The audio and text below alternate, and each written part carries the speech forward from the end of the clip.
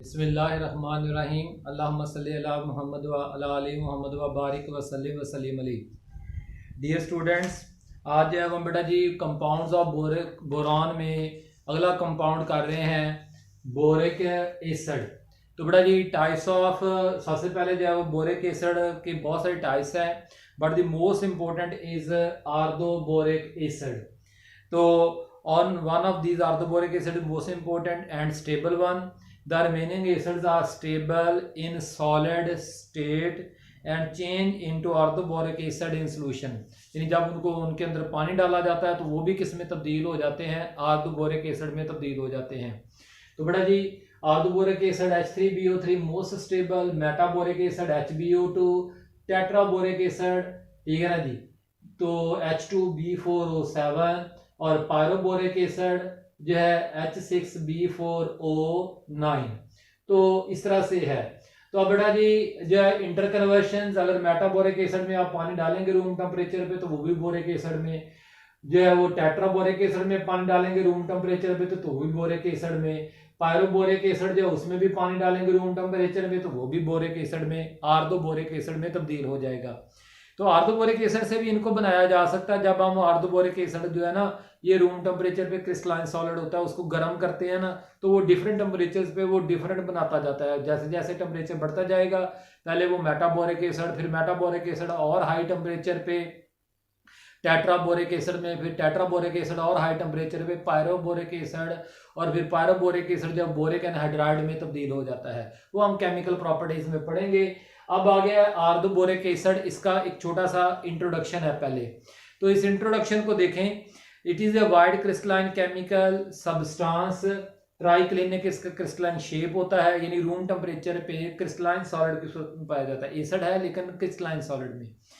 तो इसकी solubility it is sparingly soluble in water, at in cold water जो है, कोल्ड वाटर में जो है ये तकरीबन 2.6% हल होता है एट 40 डिग्री सेल्सियस, जबकि जो है वो 107 डिग्री सेल्सियस पे ये 37 डिग्री सेल्सियस हल हो जाता है, यानी मुकम्मल तौर पर हल हो जाता है हॉट वाटर में।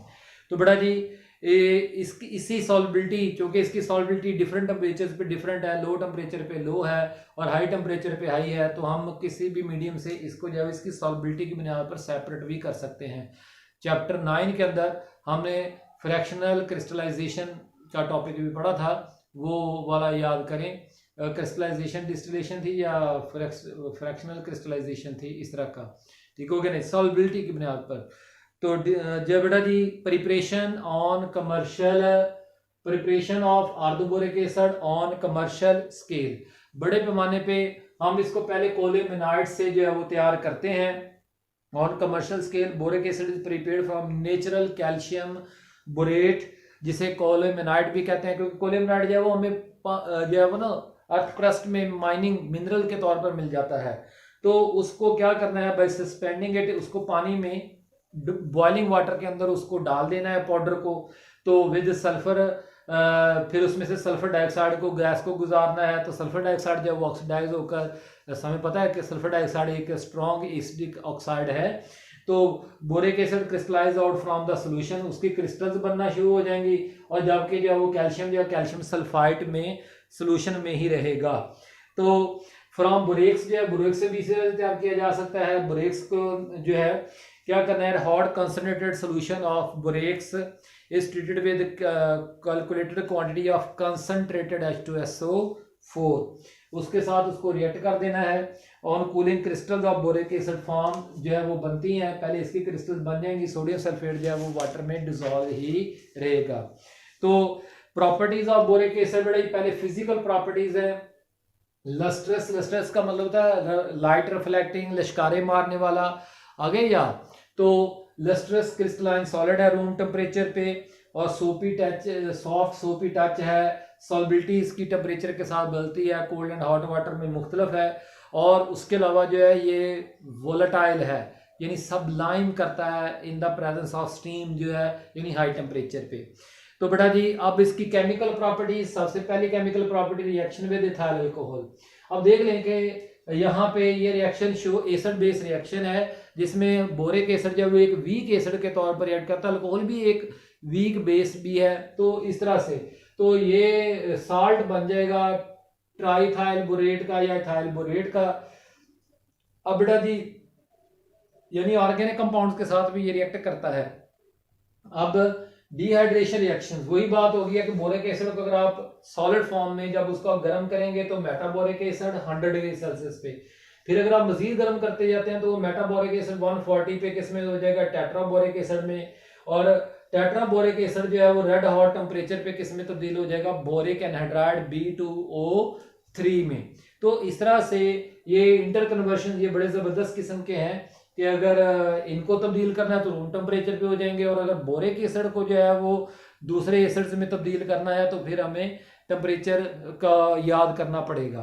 अब बेटा जी नंबर 3 केमिकल प्रॉपर्टी जब मोनोबेसिक एसिड, बोरिक एसिड एक मोनोबेसिक है यानी एक हाइड्रोक्सल को न्यूट्रलाइज करने की सलाहियत रखता है, ये एक वीक एसिड है।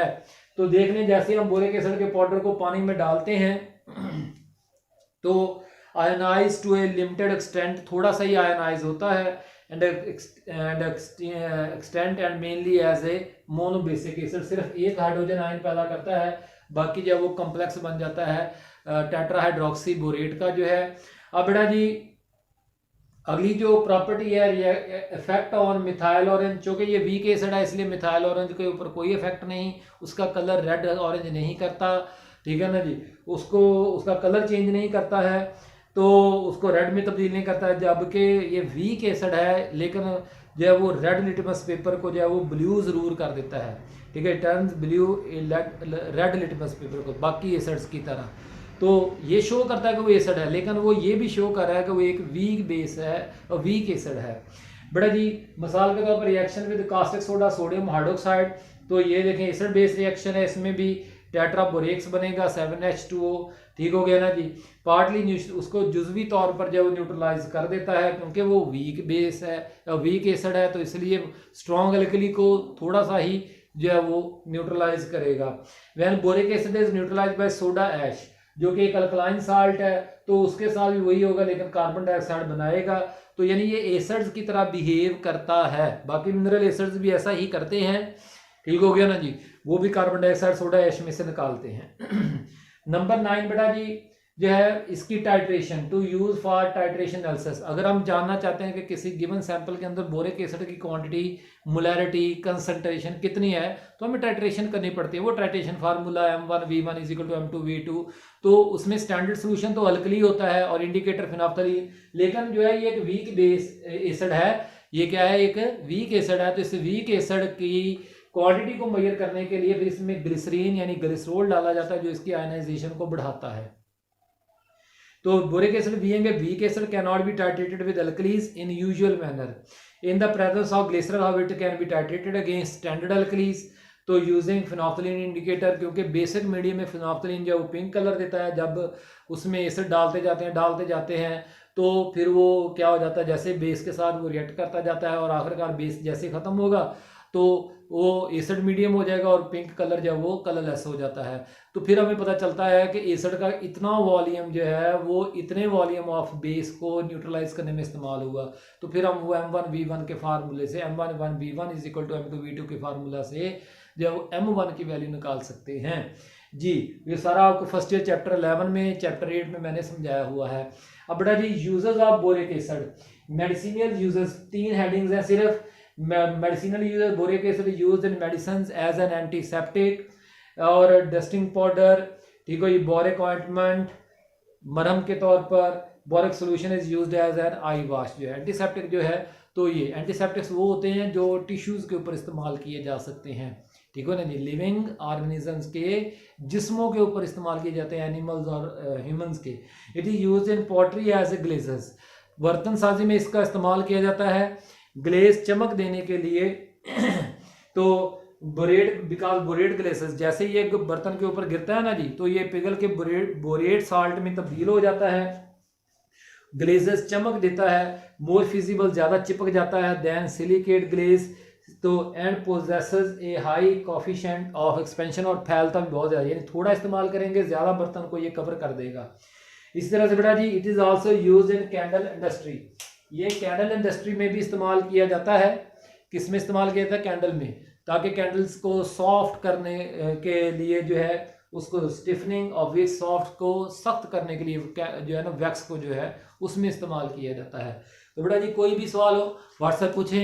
अल्लाह ताला हम सबका हामी नासर हो, आमीन। शुक्रिया।